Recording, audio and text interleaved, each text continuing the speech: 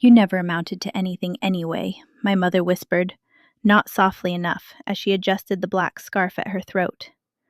"At least Ryan made us proud." The words landed in the middle of the church like a dropped plate. A few heads tilted. Someone near the aisle let out a short laugh, surprised by their own boldness. Another followed. Quiet, contained, still audible beneath the organ's fading note. My brother wasn't even there yet, but his name filled the space the way incense does, unquestioned, heavy, absolute. I stood in the last row, dressed in plain black, hands folded, eyes forward. I didn't look at anyone. I felt the laughter move past me, over me, as if I were furniture. Let me back up. My name is Emily Carter. I'm 29 years old. In my family, I'm the invisible one, the disappointment, the daughter who never found her place, the one they describe with pauses and lowered voices, as if failure were contagious. Here's the thing they don't know. While they were measuring my worth against an absent brother, I was the sole owner of a private risk analytics firm that advises regional banks across 3 states. Last year, it cleared $21.6 million in revenue. I employ 47 people. My compensation is structured, deferred, and intentionally quiet. No titles, no announcements, just leverage. Aunt Lorraine leaned toward another pew and murmured, "She's probably still paying off rent," like it was a harmless observation. More laughter followed. Polite, sanitized, funeral appropriate. I lowered my head, not in shame, but to look at my hands. The leather bag beside me was old, soft at the corners. Inside it were documents I'd reviewed the night before. Numbers aligned, signatures verified, contingencies activated. Paper insurance, built patiently, silently, over years. Stay with me until the end, and I'll tell you how the woman they labeled a financial burden became the only person in that church who already owned the outcome. The priest began to speak. My mother dabbed at her eyes, performing grief with precision. Someone behind me shifted, impatient. The world continued exactly as they expected it to. I didn't react. I didn't correct anyone. I just tightened my grip on the bag and felt something settle into place. Not anger, not sadness. Position. And once you have that, the board looks very different. I grew up in Youngstown, Ohio, in a family that believed appearances were a form of truth. What you drove, where you studied, how quickly your name could be dropped in conversation without explanation. Substance was optional. Optics were not. From the beginning, the roles were assigned cleanly. Ryan was the golden child, my brother with the easy smile and the louder handshake. Teachers praised him for confidence. Relatives repeated his name like a forecast. Even when he failed, it was framed as ambition temporarily misunderstood. I was the other one. The one with potential, spoken the way people say weather might change. The one who would figure something out eventually. The one my mother introduced with qualifiers. "This is Emily," she'd say to guests. "She's still deciding." She never whispered it. Not once. Comparisons were public. At grocery stores, at church, at graduation parties that weren't mine. "Ryan already knows what he's doing," she'd say, smiling. "Emily's more cautious." Cautious meant small. Small meant forgettable. When I chose to study community finance, it was treated like a misunderstanding that would correct itself. My father asked if it was temporary. My mother asked if I was sure I could handle numbers like that. Ryan laughed and said it sounded like volunteer work with a spreadsheet. Ryan studied business. He talked about deals the way people talk about future vacations. Confident, vague, and never booked. Every holiday, he had a new story. A partnership that fell through, a startup that pivoted, an investor who didn't get it. No one questioned him. Failure sounded impressive when delivered with enough certainty. At family gatherings, he stood near the center. I stayed near the edges. No one asked me about classes, or internships, or what I was learning. They asked Ryan if he'd heard back yet, if the market was turning, if this next thing was the one. I learned early that silence was safer. Not retreat, not surrender. Just silence. If I spoke, it invited commentary. I didn't know yet what it would protect me from. I only knew that in my family, words were fluid and memories were convenient. Paper was not. At dinners, jokes were made at my expense and passed off as concern. "You still renting?" an aunt would ask, smiling. "Emily's always been independent," my mother would say, meaning alone. I nodded, ate, cleared my plate early, every time. They thought my silence was acceptance, or fear, or lack of ambition. It wasn't. It was position. A fixed square on the board where no one bothers to look twice. And that's where you see everything. Ryan never noticed. He was too busy performing progress. My parents didn't notice either. They were too invested in the story they'd been telling for decades. Changing it would have meant admitting they'd been wrong. So I let them keep it. The useless child, the invisible one, the safe comparison that made everyone else feel successful by contrast. By the time they realized that role had moved, the game was already past the middle. By the time I left Youngstown, I already understood the advantage of being underestimated. I moved to Columbus, Ohio, into a one-bedroom apartment tucked behind the government district. No view worth mentioning. Beige walls, radiator heat that clicked on too loudly in winter.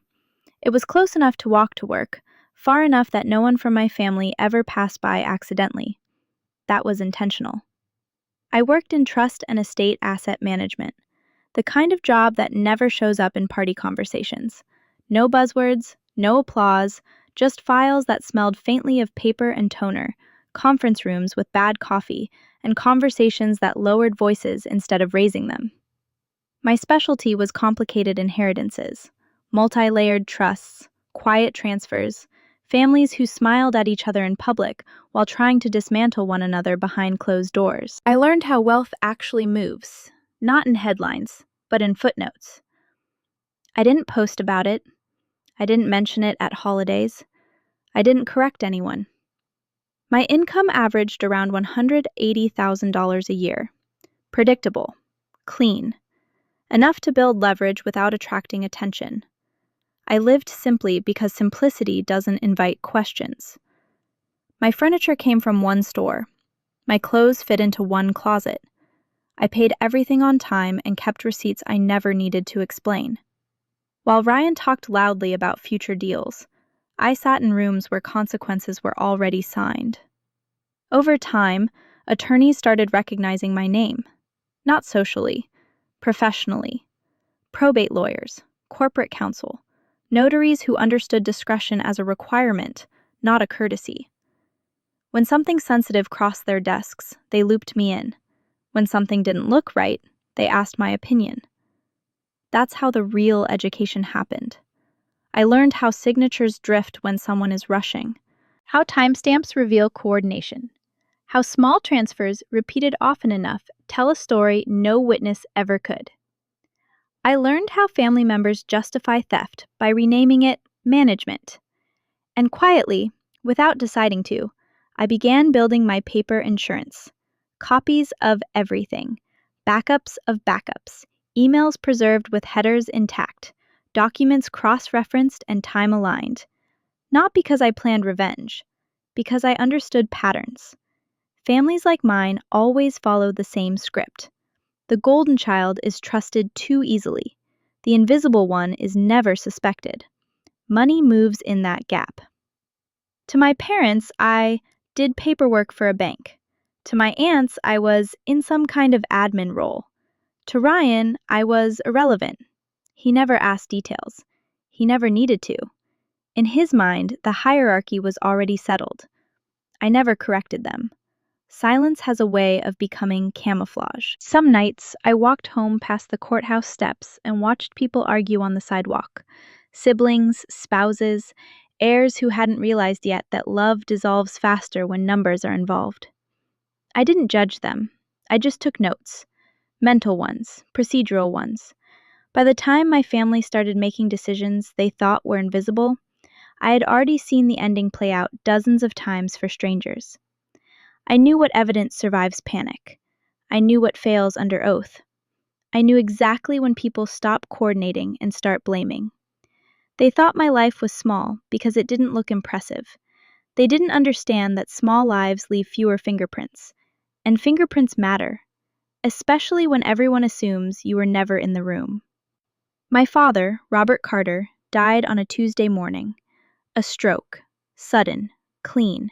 The kind of death people call merciful because it doesn't leave room for goodbyes or revisions. By noon, the hospital room had emptied. By evening, the conversations had already shifted.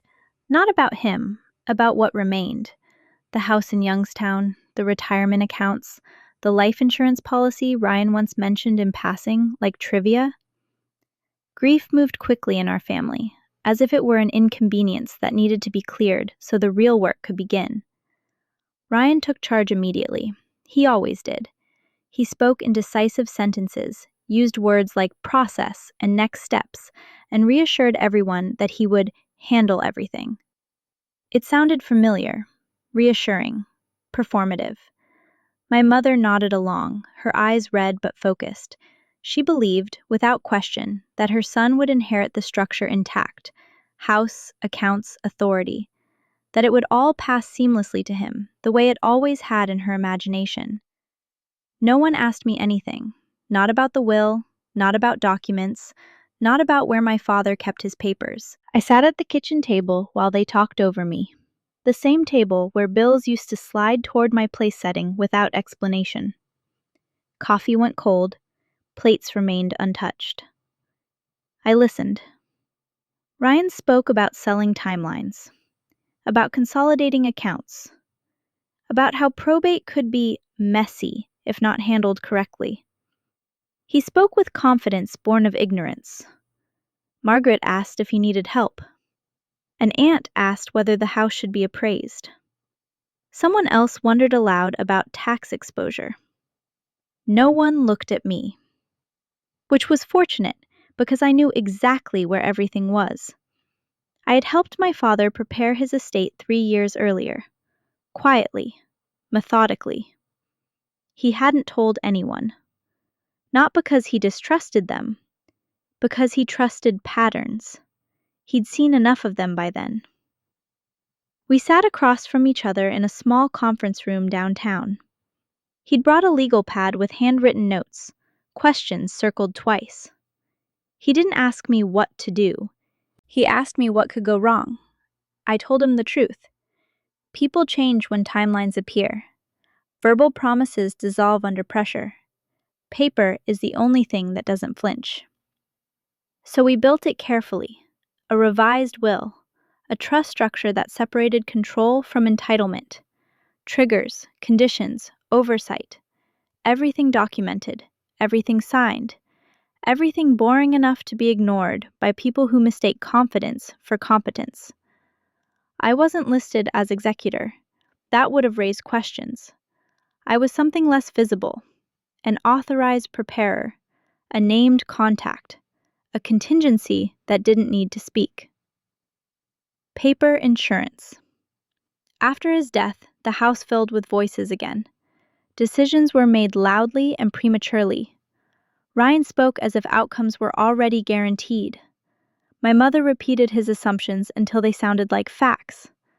I kept my posture neutral, asked no questions, offered no corrections. Silence isn't absence, it's timing. When Ryan finally mentioned the will, it was casually. "We'll review it soon," he said. "Just formalities." I nodded once. Inside, I reviewed the sequence instead. What would be read first? What would be delayed? What would surface only after certain claims were made aloud? People reveal more when they think the ending is secure. I watched them rush, watched the impatience leak through the morning, watched the future they'd already spent in their heads. They didn't realize they were rehearsing lines for a different audience. And I didn't interrupt. Because when someone is in a hurry, they rarely notice the ground changing beneath them. The problem didn't announce itself. It never does. It sat quietly inside numbers everyone had stopped checking. The Carter house carried a property tax balance of $92,000 that had never been properly disclosed. It wasn't dramatic. No red letters, no late-night calls, just a sequence of missed filings that compounded over years, sheltered by assumptions and postponed decisions. The kind of debt that grows because everyone believes someone else is handling it. Ryan believed that most of all. While my father was still alive, Ryan had borrowed against his retirement account. Not looted, borrowed, the word he liked. Temporary, strategic. He talked about it the way he talked about everything else, as if intention could substitute for procedure. The paperwork was never completed. The repayment schedule never formalized. Signatures were implied. The money moved anyway. The house itself carried a quieter flaw. Deeds amended and re-amended over time, names added and removed without consistency. A notary who stopped asking questions. A clerk who assumed continuity where there wasn't any. For years, ownership had been signed incorrectly, just enough to pass, not enough to withstand scrutiny. It worked because no one had looked too closely. It always does. If handled incorrectly, the consequences were simple. Accounts frozen, assets tied up in review, penalties that don't negotiate. The kind of administrative attention that arrives without urgency and leaves without mercy. The family didn't see it, or saw it and trusted habit to save them. "It'll be fine," Ryan said, leaning against the counter, phone in hand. "We've dealt with worse." My mother nodded. She had learned to trust his confidence the way people trust weather patterns. Imperfect, but familiar. Someone joked about accountants. Someone else suggested waiting until after the holidays. The room relaxed into denial, comfortable and warm. I stayed quiet. I had recognized the shape of the problem months earlier, before my father died. It appeared in the margins of documents, in dates that didn't line up, in totals that resolved too cleanly. I didn't confront anyone. Confrontation requires consent. Preparation does not. That's when I finalized the contingency. I gathered everything that would matter if someone outside the family asked questions.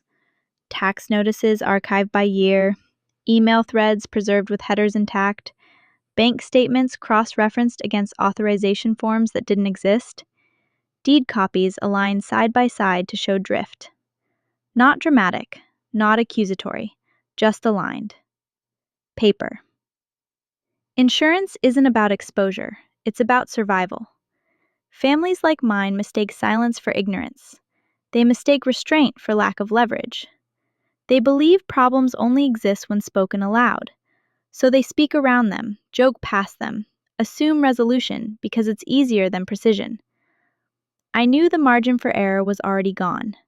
The tax liability alone triggered review thresholds. The retirement loan, improperly documented, created personal exposure. The deed inconsistencies invited challenge. Any one of them might have passed unnoticed. Together, they formed a pattern that couldn't be explained away. I drafted options and didn't share them. Remediation pathways, legal sequencing. The order in which truths would surface mattered. If done incorrectly, the damage would be permanent. If done correctly, it would be clarifying. Ryan continued to perform certainty. He spoke to an attorney friend who specialized in something adjacent but not relevant.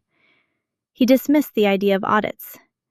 He assumed goodwill extended to institutions that don't have emotions. I watched him do it the way you watch someone step onto ice that looks solid from a distance. By the time the family started talking about closing timelines and inheritance distributions, my preparations were complete. Notices preloaded, counsel aligned, triggers ready to fire, not loudly, but correctly. I didn't warn anyone. Not because I wanted them to fail. because I understood how belief works in families like ours. Warning would have been dismissed as overreaction. Preparation would have been interpreted as ambition, so I let them continue believing everything would be fine. Belief, after all, is what put them here. The funeral unfolded the way ceremonies always do. Slow, deliberate, designed to hold people in place long enough for their thoughts to wander. I stayed where I had been since the doors opened, a few rows back, hands folded, eyes forward. When conversations drifted toward money in the vestibule, I didn't follow them. When names were mentioned, accounts, properties, timelines, I let them pass through the air without attaching to me. Silence, when chosen, has a shape. It keeps its edges. From where I sat, I could see everything I needed. The tightening around Ryan's mouth when someone said house. The way my mother nodded too quickly when inheritance came up, as if speed could secure an outcome. The subtle lean-ins, the glances exchanged when figures were guessed aloud. None of it rose to the level of confession. It didn't have to. Patterns announced themselves long before words do. The bag at my feet looked ordinary. Old leather, corners softened by use. It had traveled with me for years because it didn't invite curiosity. Inside, the contents were arranged with the kind of care that doesn't need revisiting. Documents in the order they would be asked for, not the order they were created. Copies matched to originals by page count, not by hope. Email threads preserved with headers intact, dates aligned, attachments named so they couldn't be misunderstood. Paper. Insurance isn't bulky. It's precise. It fits where it's needed and nowhere else. I kept my posture neutral. When a relative brushed past, I shifted my foot so the bag stayed close. When someone asked if I was doing okay, I answered with a nod that didn't open a door. Grief provides cover. People mistake restraint for fragility. They don't look for readiness there.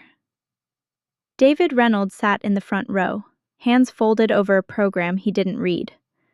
He had arrived early and taken the seat I'd suggested, close enough to the aisle, far enough for my family to avoid conversation.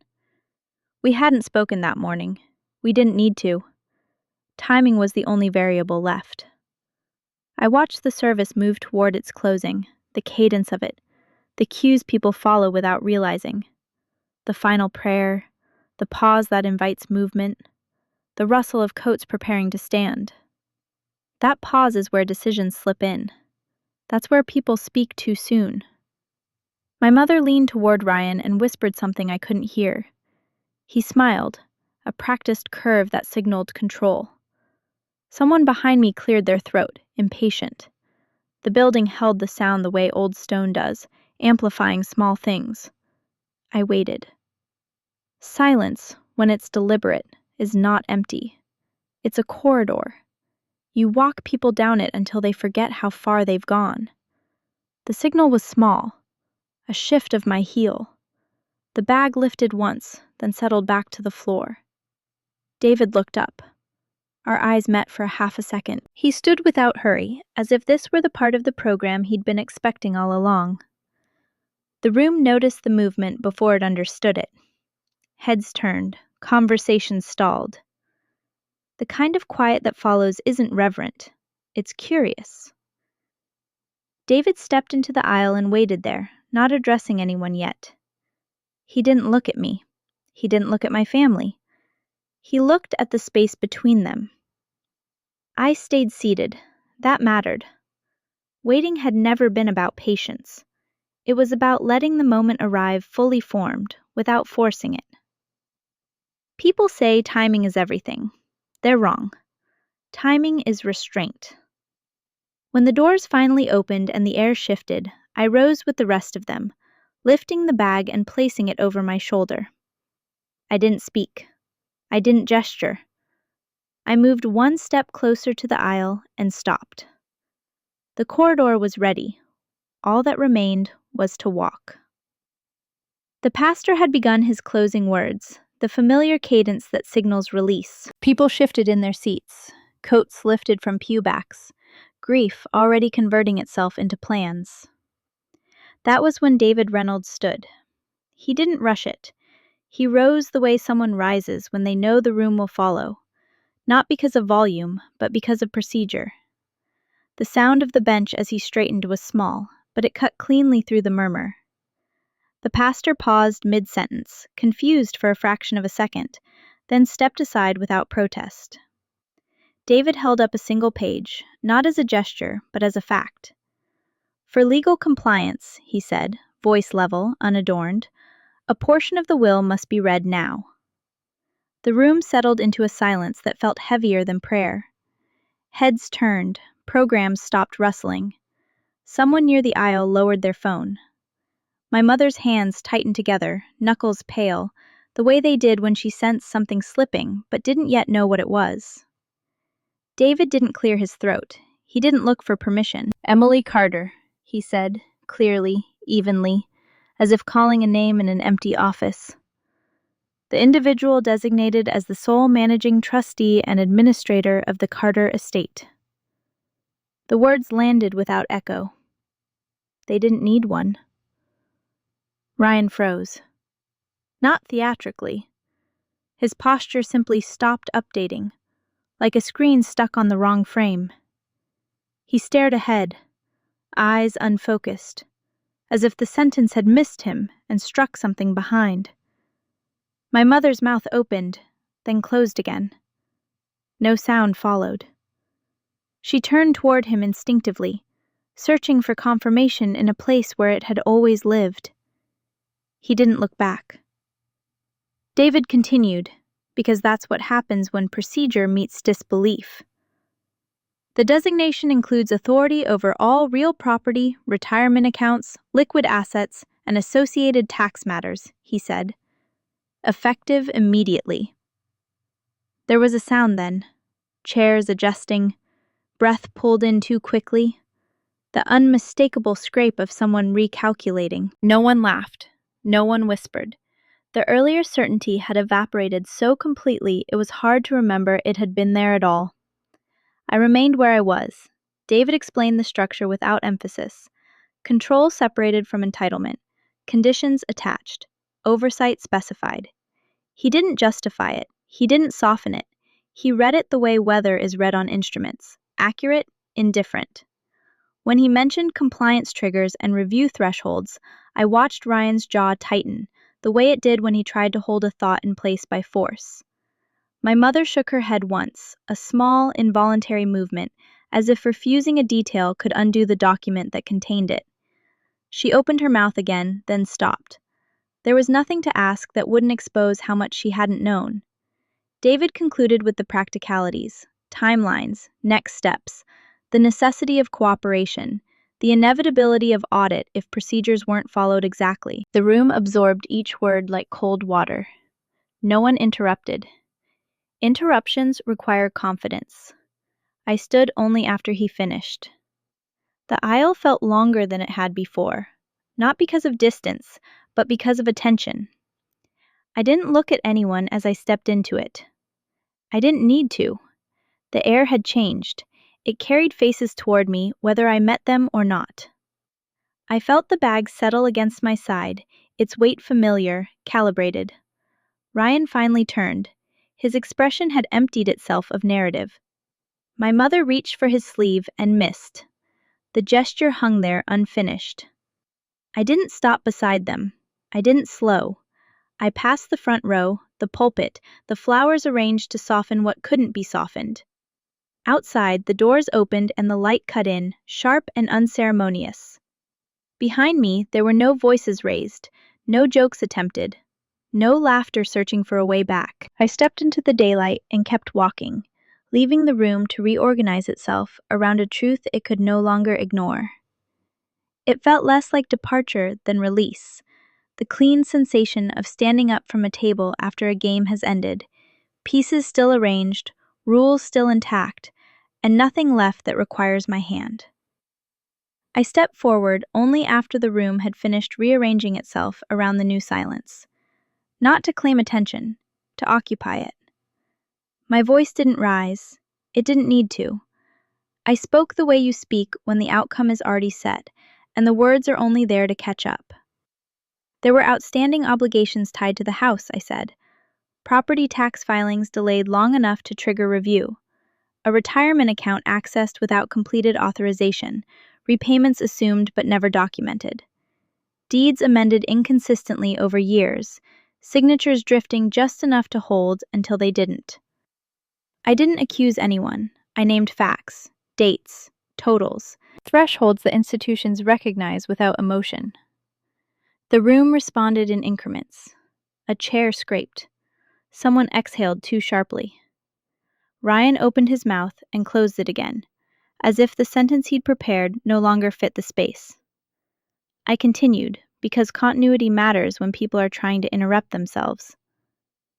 Our father had asked the right questions, I said. Not about fairness, about durability.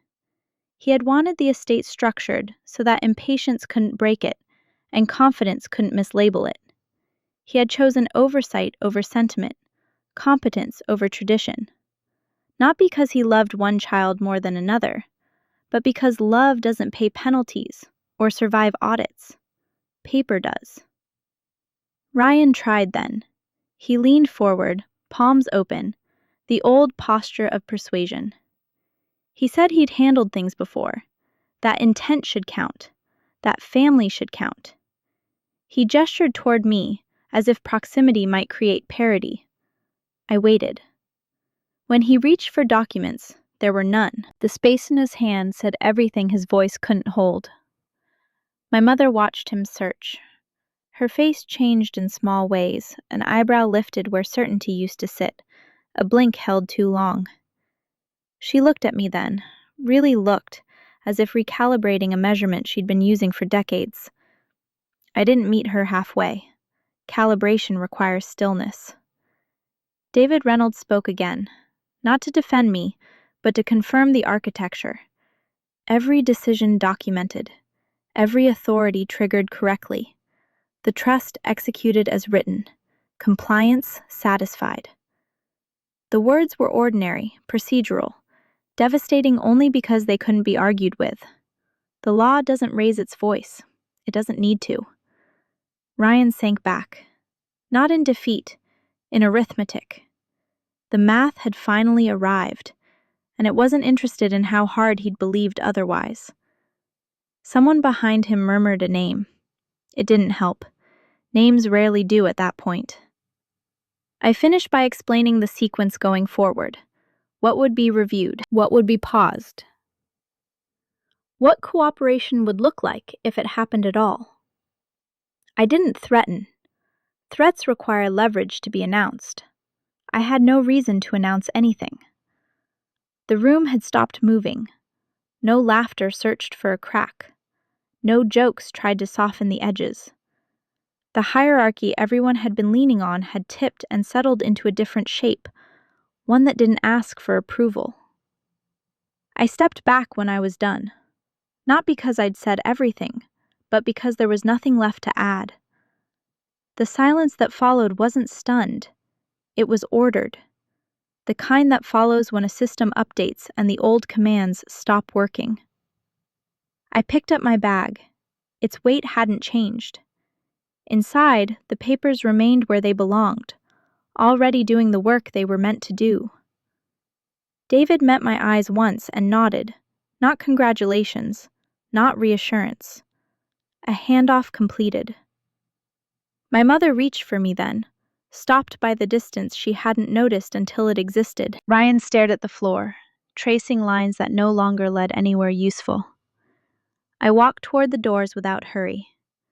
Outside, the light had shifted, clouds thinning into something passable.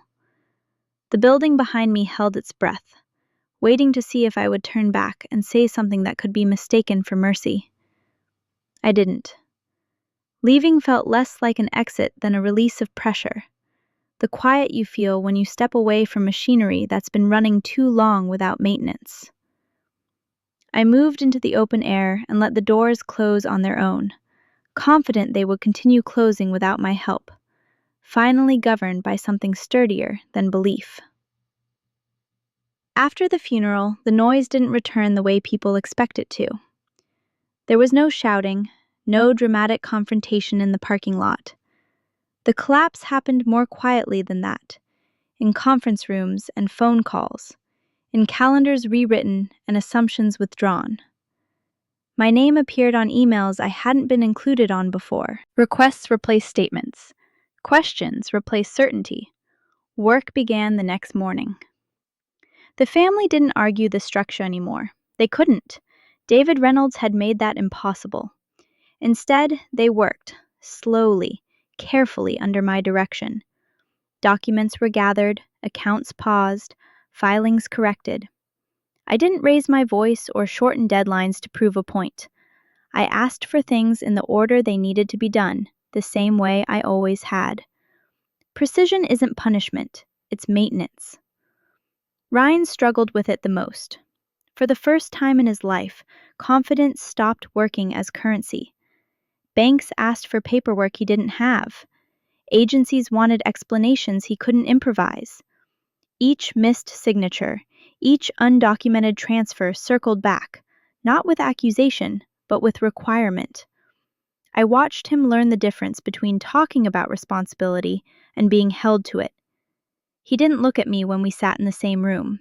He stared at tables, at margins, at places where numbers refused to align. It wasn't humiliation that settled over him. It was gravity. The weight of decisions finally touching ground. My mother tried later. She waited until the house was quiet, the way she always did when she wanted something to feel private. She stood in the doorway of the kitchen, hands folded, and said my name as if testing it for the first time. "I should have listened," she said. "I should have seen you." The apology arrived intact. Late, but sincere enough to recognize itself. I nodded once, not to accept it, to acknowledge it existed. Timing matters with apologies. Some of them explain more about the speaker than they repair. I didn't soften my boundaries. I didn't harden them either. I told her what I told everyone. We would follow the law. We would correct what needed correcting. We would stop where procedure required stopping. Nothing more, nothing less. There was no celebration, no sense of victory. The work didn't invite that kind of emotion. It demanded attention. Each day narrowed to tasks, meetings scheduled, disclosures filed, accounts reconciled. Paper insurance doing exactly what it was built to do, absorbing impact without spectacle. A week later, when the house finally emptied of relatives and plans, my mother brought me a small box. Inside was my father's watch, the one he wore even after he stopped checking the time. The leather strap was worn where his wrist bent. The glass carried a scratch he never bothered to fix. "He would have wanted you to have it," she said. I didn't ask how she knew. I took it, feeling the weight settle into my palm, familiar and unassuming. Objects tell the truth better than people when you let them. The last paperwork was signed on a gray afternoon. Rain pressed against the windows in lines that didn't meet. Ryan initialed where required. My mother followed. No one spoke unless his signature demanded it. When it was done, the room didn't exhale. It simply stopped expecting anything else. The funeral ended the way it had begun, without closure, without ceremony. Chairs stacked, flowers wilted. The building returned to its other uses. People left in pairs or alone. Conversations I stepped out of the church and into the thin Ohio sunlight, the kind that filters through autumn leaves without warming anything it touches. The maple trees along the sidewalk had already begun to turn. Reds and dull golds caught mid-decision. For a moment, I stood alone beneath them, listening to the doors close behind me. The sound wasn't final. It was procedural, like a file being archived. I didn't feel lighter. I felt precise. For most of my life, value had been something my family measured out loud, praised, compared, withheld. Standing there, I understood how unnecessary that had been. Worth doesn't need witnesses to exist. It doesn't need applause or acknowledgement to hold its shape. It survives quietly, the way structures do when they're built correctly. Inside the church, people were still adjusting, learning how to speak in a room where certainty had been removed. I didn't wait to see it happen. Growth is rarely graceful, and it isn't my work anymore. Silence had been mistaken for weakness for years. That misreading was never corrected because it never needed to be.